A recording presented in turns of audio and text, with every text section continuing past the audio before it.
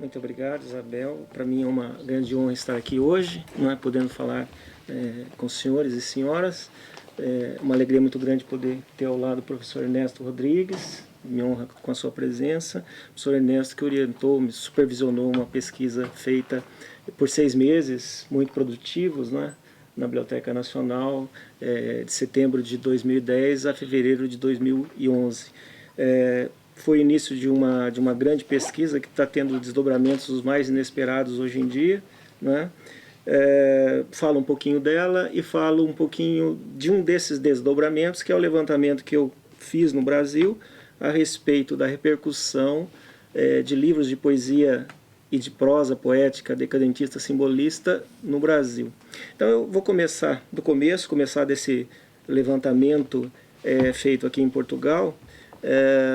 Então, foi um vasto levantamento realizado em revistas, jornais, revistas humorísticas, inclusive, hebdomadárias, ilustradas, em jornais diários, ou seja, periódicos de toda a natureza, né?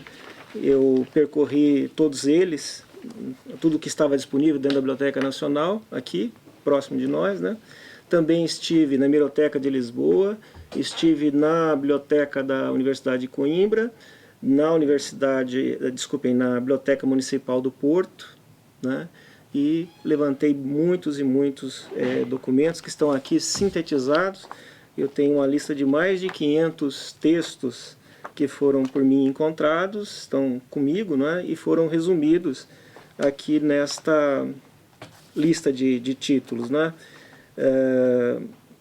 Eu tenho a intenção de escrever uma tese acadêmica sobre esse material levantado. Essa tese está a caminho, não é? O que eu consegui apurar em 4 anos, e vou já colocar quais são esses 4 anos, que isso é importante, né? Para situar em que momento eu me coloco. São os anos de 90, 91, 92 e 93, né? Começando em 90, que é o ano de publicação de O Aristos, de Eugênio de Castro, né? E chegando ao ano de 93, quando saem os últimos livros decadentistas simbolistas, né? O ano mais importante dos 4 é o ano de 92, quando saem os Simples, do Guerra Junqueiro, o Só, do Antônio Nobre, não é, que são as últimas obras de maior relevo. Mas eu fui até 93 porque é nesse ano que ainda saem algumas obras de alguma importância. São ao todo 17 títulos, né? 17 títulos que eu também pude levantar em suas primeiras edições. Então essa é também uma outra parte do corpus que eu consegui apurar. Esse material aqui de imprensa, ele é constituído de textos de várias natureza. Eu preciso dizer quais são esses textos, e é até importante detalhar isso, porque no Rio de Janeiro, na segunda pesquisa de que eu falo hoje, a situação é bastante diferente, né? Porque aqui em Portugal, nos vários periódicos portugueses, a riqueza de documentação é impressionante, não é? Impressionante, porque nós temos desde anúncios publicitários, desses 17 títulos, passando por notícias literárias curtas, breves ou com algum comentário, resenhas, já resenhas apreciativas, judicativas, e ensaios de maior fôlego, de maior amplitude, de maior ambição, que já representam um primeiro esboço de sistematização, de análise desse material feito, esses esboços, essas sistematizações feitas por contemporâneos. É algo muito interessante, porque isso mostra a capacidade crítica daqueles contemporâneos, né, de saber avaliar o que está passando à sua volta. E aí, né, alguns revelam, né, essa maior capacidade, alguns se destacam nesse grupo. O professor Ernesto acabou de mencionar o Alberto de Oliveira. O Alberto de Oliveira é uma figura de proa nesse momento, não é? Numa posição até muito curiosa, porque ele próprio é poeta do grupo, né? Desses que escreveram 17 títulos, é um dos poetas, escreveu poesias no ano de 91, mas ele praticamente se cala como poeta e passa a ser, nos anos de 92 e 93, um verdadeiro paladino, defensor intransigente de um outro poeta, não é? no qual ele via grandes qualidades, via mesmo uma genialidade. Então ele passa a ser um grande prosador desse grupo, não é? E um defensor do Antônio Nobre, seu amigo íntimo. Né? Não sei em que grau é essa intimidade, porque falava-se na época, né, dessa amizade dos dois. Isso não nos importa, né? Mas o fato é que havia entre eles uma grande unidade. E o Alberto de Oliveira praticamente abdica da própria obra para servir a obra do amigo, o Antônio Nobre. Né? De uma maneira não só intransigente, mas, digamos, ele cria uma doutrina em prol do Antônio Nobre, que é do neogarretismo. Né? Ele insere o Antônio Nobre numa corrente portuguesa tradicional de poesia lírica, o que é muito curioso, porque o Antônio Nobre ele descobre a poesia, ele descobre a poesia moderna em Paris, publica pelo grande editor Vanier dos decadentistas franceses em Paris, e incorporando o estilo, a ousadia formal, estética dos mestres franceses. Então ele está, digamos, ao lado dos principais poetas franceses do período, os decadentistas simbolistas.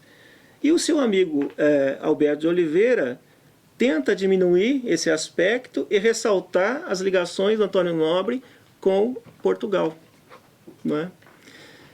E isso significava criar uma cisão em Portugal entre os novos, criando verdadeiros dois grupos antagônicos. Né? Um grupo que é o mais cosmopolita, liderado pelo Eugênio de Castro, o pioneiro, aquele que publicou as primeiras obras, não é? E o outro grupo lusitanista, folclórico, nacionalista, onde iria brilhar, dentro da visão forjada, né, pelo Alberto de Oliveira, o Antônio Nobre. Não é? E esse grupo numeroso de escritores, de poetas, que começou mais ou menos unido, ele vai se cindir ao longo desses 4 anos, ao ponto do próprio movimento como um todo perder dinamismo, perder intensidade. Aí já não tem um conhecimento apurado, né, da literatura francesa, da literatura portuguesa, dos desdobramentos nos anos posteriores, mas creio que isso atrasou um pouco esse adornamento da literatura, a literatura portuguesa aqui. Isso viria a ocorrer um pouco depois. Então, e tudo isso a gente apura como? Indo às fontes primárias, indo aos jornais, levantando essa documentação e podendo acompanhar o movimento em todo o seu dinamismo, da maneira como ele transcorria. Né? Existia um outro poeta na época que publicou junto com o Eugênio de Castro, que foi influenciado por essa discussão. Num primeiro momento ele era mais decadentista, mais próximo dos franceses. Em função dos desentendimentos que ocorrem, ele adere à doutrina neogarretiana, né, e muda o rumo da sua poesia. Então isso ocorre no dinamismo mesmo dos debates, das publicações e até mesmo dos desentendimentos de caráter pessoal que ocorrem entre eles. Né? Então isso tudo se apura por uma documentação vasta, voltando um pouquinho, reunindo as resenhas ou artigos,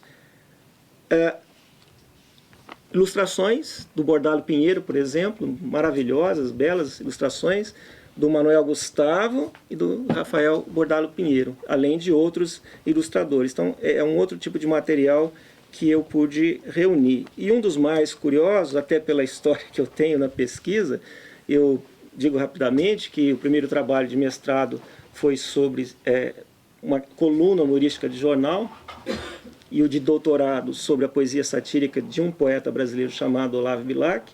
Então, por essa história, não é, por essa minha formação, me interessou muito nessa pesquisa um conjunto de textos que são paródicos, humorísticos, satíricos, todos eles motivados pela publicação da poesia decadentista simbolista em Portugal. Né?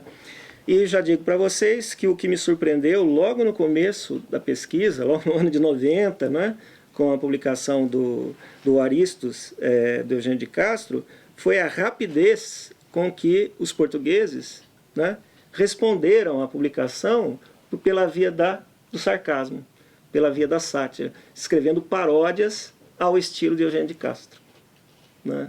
O que mostra que Eugênio de Castro era, na verdade, um introdutor de um modo de fazer poesia, de pensar a poesia, que já era conhecido. Mas não em Portugal, não é? Era conhecido em Paris, na França, onde essa mesma poesia já tinha sido assimilada, discutida e, por sua vez, dado origem, algumas muito famosas, a paródias, a textos paródicos. Então, quando o Eugênio de Castro publica em Portugal, em língua portuguesa, pela primeira vez, uma poesia decadentista simbolista, os redatores e colaboradores do jornal estavam prontos, não é? Preparados para reagir a ela dessa maneira sarcástica. Ou seja, não estavam dispostos a assimilar, a aceitar essa novidade que Eugênio de Castro propunha, né? E ele foi uma espécie de... desafiou o status quo literário, não é? E assumiu sozinho durante os primeiros anos toda essa carga de recusa, de repúdio, sozinho. Depois é que os outros começam a se beneficiar das primeiras conquistas, da primeira popularidade que ele adquire, né? Eu creio que uma obra organizada pelo Júlio Ré, um jornalista francês, a enquete sobre o movimento literário da década de 90, foi importante na divulgação do Eugênio de Castro, não é? Porque lá ele foi considerado o líder de um movimento de renovação da poesia em Portugal, não é? Isso foi uma espécie de batismo que ele recebeu de um jornalista francês, né? Na entrevista dada a ele pelo René Gil, que era um dos principais poetas da época, não é? Então, quem primeiro abre alas, quem abre um espaço para a poesia moderna em Portugal foi Eugênio de Castro, e os outros vêm e se beneficiam, né? Bom, o meu levantamento aqui, com tantos textos de natureza tão diversa, e impressionante a qualidade dos textos, a qualidade desses textos, dessas paródias e dessas ilustrações, de tudo, em suma. De todo esse material, a qualidade é importante, a quantidade é impressionante, não é? Já estudei, já analisei, já tenho publicado, se vocês verificarem no meu Lattes, tem alguns artigos já, capítulos de livro publicados a respeito desse material, não é? Mas, então, eu concebi, em um certo momento, a ideia de verificar, agora entro na matéria da palestra de hoje, finalmente, né? De verificar em periódicos brasileiros como é que os brasileiros acompanharam esse movimento português. A lógica foi a seguinte: tendo sido tão intensa a repercussão em Portugal, eu imaginava que no Brasil alguma coisa se visse, se discutisse, se assimilasse, não é? A respeito do decadentismo português. Essa era a minha expectativa inicial. Então propus essa pesquisa, que foi aceita pela FAPESP, então recebi apoio institucional para fazer essa pesquisa no Brasil, não é? Iniciei, estou mais ou menos no final dela. Eu já percorri os principais veículos, os principais jornais cariocas, revistas, eram poucas, mas principalmente jornais, e vocês já podem ver aqui pela extensão, não é? Os brasileiros, né, não se interessaram tanto assim pelo decadentismo português. E esse meu levantamento, que está aqui visualmente com 1/3 do que foi realizado em Portugal, ele tem matéria espúria. Me explico melhor. Não estão aqui apenas os textos que versam sobre os portugueses, porque eu precisei mesmo, uma vez que também surgem novas perspectivas, novas ideias, ampliar um pouco o escopo, não é? Aqui não. Em Portugal eu tive um escopo bem definido, bem delimitado, que eram apenas esses portugueses, suas obras e nada mais. quando eu me debrucei sobre os periódicos brasileiros, a intenção foi muito maior, não é? Porque aqui entraram os franceses contemporâneos, os portugueses, é claro, não é? E também o jovem grupo de escritores brasileiros que acabam se unindo em torno de um poeta que será chamado entre nós de simbolista negro, Cruz de Souza, não é? Então eu ampliei um pouco o escopo, não é? E eu acho que eu tenho aqui um retrato mais definido, mais amplo da recepção do decadentismo e simbolismo no Rio do que em Portugal. Em Portugal não tive essa pretensão, seria demais da minha parte, né? Não conseguiria, em função do número de jornais em Portugal, chega a haver mais de 20 títulos em Lisboa, diários, sem contar os humorísticos, sem contar revistas culturais, sem contar Coimbra, sem contar o Porto, não é? Então eu não podia ampliar demais, nunca chegaria ao final. Então aqui foram só os portugueses. No Rio eu pude, e era interessante para mim, verificar toda a recepção do decadentismo, então incluindo os portugueses, os franceses e esse grupo de novos, né? E é curioso, né, mencionar esse grupo de novos, porque havia um grupo, realmente havia um grupo de poetas, de prosadores, insatisfeitos, irreverentes em relação aos medalhões, em relação aos consagrados, não é? Desafiadores em relação ao status quo, só que ao contrário dos portugueses, eles não tinham ideias definidas, eles não tinham um programa, eles não tinham uma plataforma, não tinham ídolos, não tinham mestres, não tinham modelos. Eles só tinham o que a juventude muitas vezes tem, né? Rebeldia, irreverência, insatisfação, mas eles não conseguiram canalizar com clareza nos primeiros anos, que são 91, 92, 90, 91, 92, 93, aí já temos então a publicação das obras inaugurais do simbolismo brasileiro, que são Missal e Broquéis, né? E é muito curioso, porque esse grupo se constitui no Rio já no ano de 90, eles passam a ser chamados de os novos, se agrupam em jornais, chegam mesmo a pensar uma revista que não é publicada, que não é feita, não é, para divulgar as suas obras, mas eles não estão ainda próximos, afinados com a estética decadentista simbolista, né? E o Cruz de Souza se muda para o Rio no final do ano de 90, mas o grupo já estava formado quando ele se muda, no final do ano de 90. E ele se integra a esse grupo de novos, né? Se integra, e não era tão novo assim, em termos de idade, né? E ele, com o passar do tempo, quando ele começa a publicar suas obras, isso está registrado aqui também nesse levantamento, todos os poemas e textos em prosa publicados pelo Cruz de Souza na imprensa, estão todos registrados aqui. A partir do momento que ele começa a publicar a sua obra, ele se transforma no ídolo dessa juventude, no líder, no campeão, não é, dessa juventude.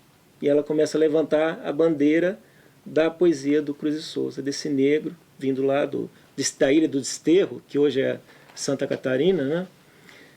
E ele se torna, então, o campeão dessa juventude. O que, do ponto de vista da trajetória literária, da carreira literária, do apoio que ele, Cruz de Souza, poderia receber no Rio de Janeiro, isso foi desastroso. Foi desastroso. Porque esse grupo de novos desafiou os medalhões. Os medalhões que tinham acesso aos grandes jornais, às editoras, não é, que dava as ordens no Rio de Janeiro. O Cruz de Souza, identificado com os novos, enfrentou muitas resistências, não é? Ele ficou trilhando um caminho da marginalidade, da obscuridade. Não é à toa que, estando vivo, quando se forma a Academia Brasileira de Letras, não tem uma cadeira, não existe uma cadeira para o Cruz de Souza.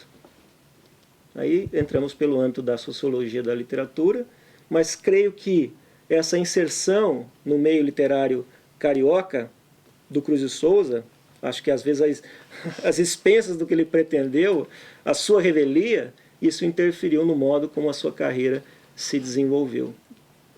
E ele morre deixando, diga-se, né, uma vasta obra inédita, que ele não conseguiu veicular e que depois os herdeiros desse simbolismo é que vão, Nestor Vitor, né, vai editar essa obra do Cruz de Souza. Eu creio então que as coisas estão bastante articuladas nessa repercussão do decadentismo e simbolismo no Brasil, né? Então, o material é bem, em quantidade, bem menos significativo do que ocorreu em Portugal, e eu não falo de tudo, não há tempo, vou me restringir um pouco aqui à recepção dos portugueses no Rio. Imaginava que fosse intensa, que eles tivessem motivado um debate intenso de ideias, muitos artigos, muitas resenhas, e, infelizmente, não foi isso que aconteceu. Não é? Eu fiz aqui um quadro, é tão pouca coisa que cabe num quadro, cabe numa folhinha sulfite, um resumo do que ocorreu nessa recepção dos portugueses no Rio de Janeiro. Né? O que eu coloquei aqui em vermelho são textos escritos por portugueses. E em verde, os escritos por brasileiros.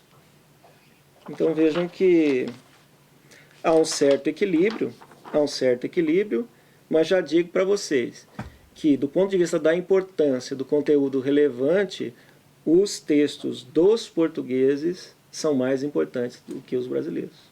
Porque os brasileiros têm uma recepção enviesada desse decadentismo simbolismo português. Para se ter uma ideia, não se sabe quem é Eugênio de Castro. Não se fala em Eugênio de Castro, os brasileiros ignoram, não é? Eugênio de Castro com suas obras inaugurais, né, do decadentismo, o Aristos e Horas. Não é? A obra que atrai a atenção dos brasileiros, em 92 já, quer dizer, já passamos os anos de 90 a 91, chegamos a 92, a obra que faz os brasileiros despertarem para o decadentismo, simbolismo, é O Simples, do Guerra Junqueiro. O que, para quem estudou como eu, com alguma atenção, né, o movimento é um equívoco monumental. Porque é uma obra tardia e não representa o grupo dos novos. Ele não, Guerra Junqueiro jamais poderia ser chamado de novo. Não é? Agora, o que será que contribuiu para que ele fosse bem recebido no Rio, sua obra fosse registrada? Então, dois fatores que eu julgo fundamentais, né? As obras satíricas, não é? A morte de Dom João, a velhice do Padre Eterno, e uma obra sobre a seca do Ceará. Essa obra sobre a seca do Ceará, então, foi decisiva, né? Porque é um português solidário ao sofrimento dos brasileiros. Não é? É uma obra que foi muito vendida, conhecida no Brasil. Não é? Então, o nome Guerra Junqueiro ele estava consolidado quando ele publica O Simples, em 92. Então, esse é um fator importante. E é tão importante que, quando a crítica, e a mais gabaritada, e a mais qualificada do Brasil, se refere ao decadentismo e simbolismo, há uma equivalência. Ou eles se referem, esses críticos, ao decadentismo e simbolismo, ou então à maneira de Guerra Junqueiro. A obra do Guerra Junqueiro significou durante muito tempo no Brasil a expressão do decadentismo simbolismo em língua portuguesa. Tirando de lado o Eugênio de Castro, pioneiro, tirando de lado o Antônio Nobre, talentoso. Então brilha, não é, no Brasil o Guerra Junqueiro. O outro fator que eu disse ser responsável pela recepção dele é um fator da sociologia da literatura, um fator mercadológico, né? Porque os seus livros chegaram ao Brasil, né, em grande quantidade e foram vendidos pela Garnier. que era a principal livraria editora no Brasil. Então isso certamente existe um mecanismo muito azeitado, não é, que une as editoras, os jornais e as revistas. Então, se uma livraria desse porte ampara um escritor como Guerra Junqueiro, ela vai lançar mão desses mecanismos para fazer com que essa obra seja divulgada, não é? Então, ela tem acesso aos redatores, aos colaboradores e faz com que ela seja discutida. E ela mesmo, eu pude apurar aqui, tem toda uma coluna que eu coloquei em preto, não interessa quem escreveu, se é português, se é brasileiro, né, de breves comentários e de anúncios publicitários pagos. Existem alguns, vários, como ocorreu aqui em Portugal, ele também fez a mesma coisa. Publicou em todo jornal português um anúncio do Simples. No Rio aconteceu a mesma coisa. Saíram os anúncios publicitários do Simples. E no bojo desses anúncios, as notícias, as resenhas, e eu creio que tudo isso estava muito bem articulado. Não era espontâneo, digamos assim. Não é? Acho que a Garnier tem, tem culpa nesse cartório, digamos. Não é? Ela motivou o conhecimento, a divulgação da obra do Guerra Junqueiro. Não sei como é que eu estou quanto ao tempo, se eu poderia me estender um pouco mais. Se quiser, um pouco mais, sim. Quantos Porque minutos? nós também tomamos aqui uma parte. Se achar bem, 10 minutos ainda. Sim, sim. Bom, então, um primeiro texto que surgiu foi logo no ano de 90, quando se republicou no Rio uma paródia dos Oaristos, mas uma, e apenas uma, sendo que as paródias são legião. É muito curioso que isso tenha ocorrido, não é? Que apenas uma, num bojo. E uma coisa que talvez não se saiba, não é? Os jornais chegavam. Os jornais portugueses chegavam ao Rio, eram lidos com atenção, recebiam comentários e até mesmo davam margem a transcrições. E a recíproca era verdadeira. Os jornais brasileiros chegavam a Portugal e tinham o seu impacto, não é? Duas coisas muito curiosas que eu digo para vocês aqui. Pude constatar que artigos do Fialho de Almeida sobre Eugênio de Castro, principalmente, não é? Nesta hora, Alberto de Oliveira e alguns outros, saíram em primeiro lugar em jornal brasileiro, Jornal do Brasil, antes dos Gatos. Alguns artigos famosos do Fialho sobre os decadentistas foram publicados primeiro no Jornal do Brasil, no Brasil, antes de serem publicados no periódico dele, não é? Que eram os Gatos.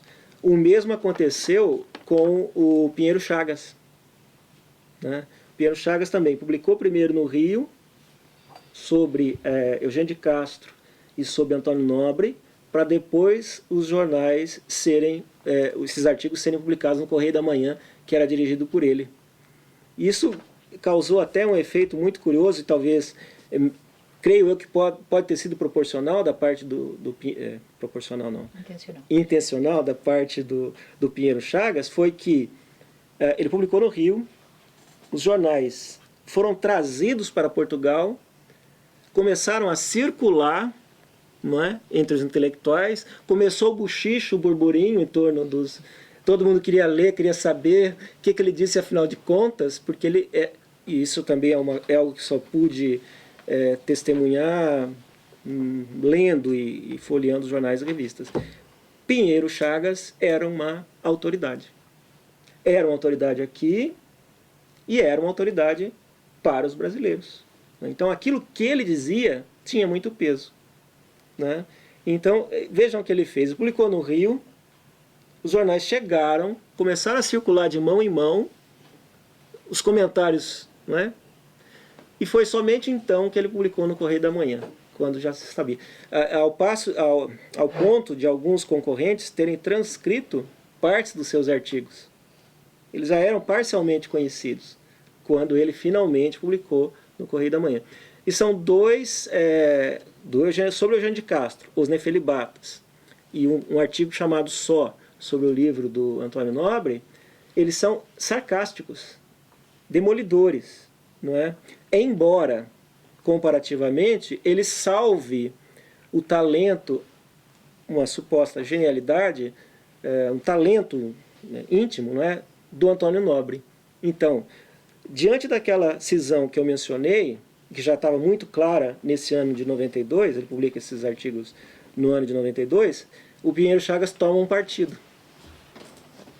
Não Eugênio de Castro, sim Antônio Nobre. Mas desde que Antônio Nobre corrija pequenos defeitos, não é, e se aproxime das grandes tradições da poesia portuguesa. Né?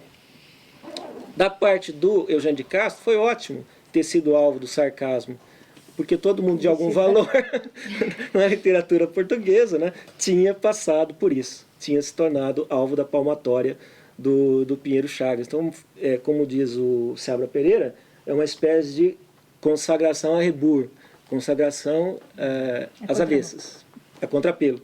Não é? Então, é muito curioso que isso tenha ocorrido, que o Brasil tenha sido o espaço que tenha sido escolhido por esses dois grandes, né, jornalistas, para divulgar os textos sobre o decadentismo. Como é que se diz isso hoje em dia? Em primeira mão, né? Em primeira mão. Né? Isso é algo que eu pude... Um jornalista dos mais importantes também, e esse vai além do universo restrito português, para nós será, eu tento agora colocar alunos para estudá-lo, acompanhá-lo, porque ele foi um jornalista que escreveu ao longo de décadas, e muito, e frequentemente, regularmente no Brasil. Não sei se todos têm noção, têm informação a respeito dele, mas lá é um grande jornalista, o Xavier de Carvalho. Não é? Então, Xavier de Carvalho desempenhou um papel fundamental para os brasileiros na divulgação do decadentismo e simbolismo de maneira geral. Não apenas os portugueses, mas também os franceses. E sua inserção nesse universo era de tal forma efetiva que ele chegava a ser amigo do Vanier, o editor, e do Verlaine, ao ponto de poder jantar com Verlaine. Né? O Xavier de Carvalho, ele era correspondente de jornais de Lisboa e de jornais do Rio e de São Paulo. Tá? Então ele desempenhou aqui e lá no Brasil esse papel de divulgador das ideias modernas. Ele não era assim um partidário absoluto do decadentismo e simbolismo, mas ele apoiava esses jovens, ressaltava, divulgava, defendia esses jovens.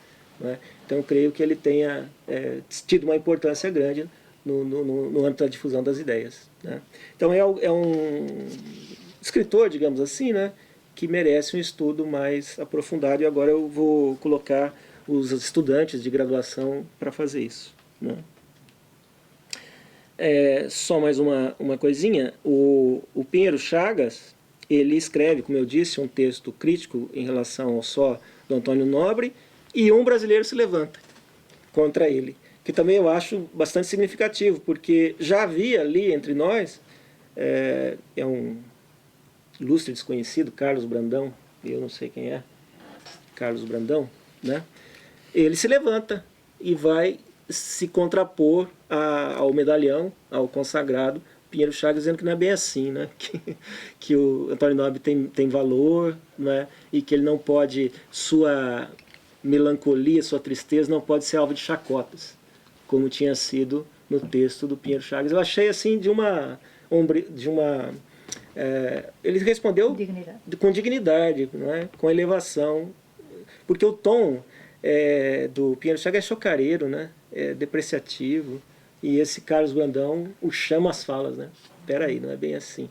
Eu achei interessante, e dá a medida de que já havia entre os brasileiros, não é, um grupo de jovens, não é, muito bem informado. Não é à toa que a poesia do Cruz de Souza vai sendo feita justamente nesses anos. Vai sendo feita, como eu pude apurar nesse levantamento, porque está sendo publicada. Os poemas em prosa do Cruz de Souza estão sendo publicados nesses anos. As obras em volume é que tardam um pouco, mas elas estão sendo publicadas. E ele tem uma certa clareza. E a propósito do Cruz de Souza, ele não deve aos portugueses, assim, de uma maneira visível, notável. O rumo dele é outro. Eu creio que ele esteja mais sintonizado com os franceses, Mallarmé e Verlaine. Não é Guerra Junqueiro. Não é mesmo Guerra Junqueiro, não significava para ele o decadentismo, o simbolismo para Cruz e Souza, né?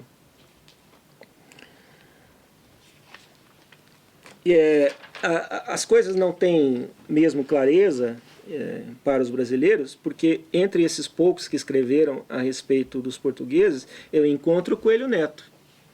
E o Coelho Neto, e ele escreve de forma elogiosa em relação ao Guerra Junqueiro. Grande poeta, sem nenhuma... e não chega nem mesmo a vinculá-lo a essas tendências mais recentes. Simplesmente faz um elogio convencional à Guerra Junqueiro.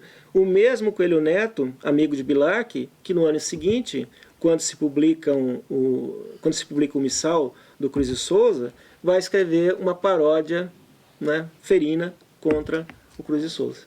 O mesmo Coelho Neto. Então não existe mesmo clareza do que estava acontecendo, não só no Brasil como no mundo. E o Coelho Neto tem essa postura bastante ambígua. Aliás, me recordo agora de textos favoráveis e mesmo de divulgação, de promoção de um outro poeta simbolista de grande valor entre nós brasileiros, que é o Alfonso de Guimarães. Ele demora a publicar os seus volumes, mas nesse início da década de 90 ele já era conhecido, o Coelho Neto o promove. Promove o Alfonso de Guimarães e vai no ano seguinte combater o Cruz e Souza. Por quê? Né? São questões que se colocam. Cruz e Souza era negro, era um homem arredio, orgulhoso. Ele mesmo, creio que ele tenha escolhido o caminho da marginalidade, né? Não sei. É questão da gente pensar um pouquinho mais, né? Outra pessoa que desempenhou um papel importante na divulgação das ideias decadentistas simbolistas, mas sendo também crítica, foi a Maria Amália Vaz de Carvalho, que das jornalistas portugueses era uma das mais assíduas, né, publicando com regularidade no Jornal do Comércio, nesse caso. Uma pessoa muito acatada, muito ouvida no Brasil, a escritora Maria Amália Vaz de Carvalho. E ela, quando considera a poesia dos novos, Eugênio de Castro, Antônio Nobre e o velho, não é, Guerra Junqueiro, ela é crítica e faz mesmo restrições à poesia deles. Não é? Então não é uma voz que tenha colaborado para a assimilação dessa modernidade poética, muito pelo contrário, penso eu, né? Outra pessoa que desempenhou algum papel na divulgação foi um brasileiro, mas que veio viver aqui em Lisboa ainda criança, não conhecia nada, agora nesses dias eu pude levantar algumas informações a seu respeito, que é José Antônio de Freitas. Não sei se ele assinava no Brasil, no Jornal do Comércio, como Raul, não é?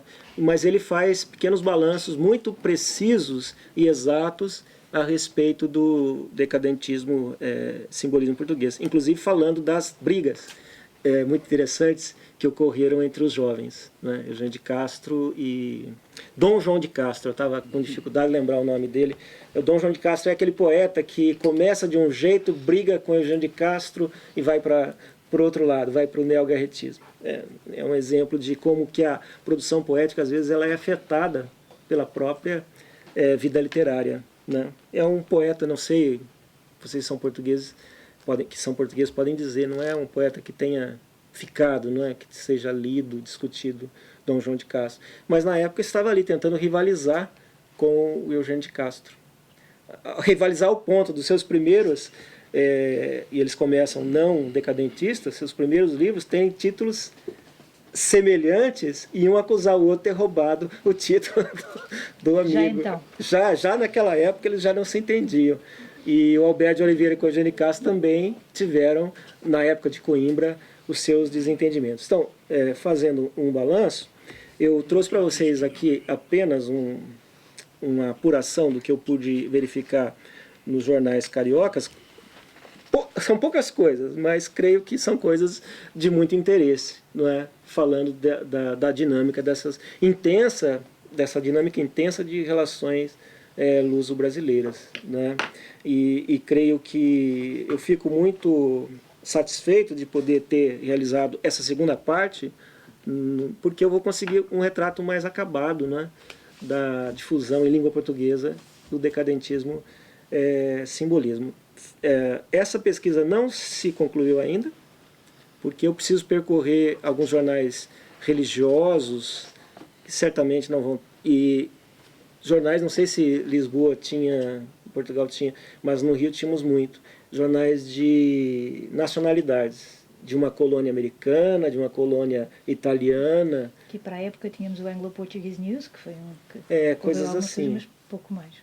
E tínhamos a religiosa e essa étnica, digamos assim. E eu vou percorrer essa, mas sem expectativa de conseguir textos. Eu já sei que não vou encontrar textos ali. Então estou caminhando para o final. E esse final será uma análise, né?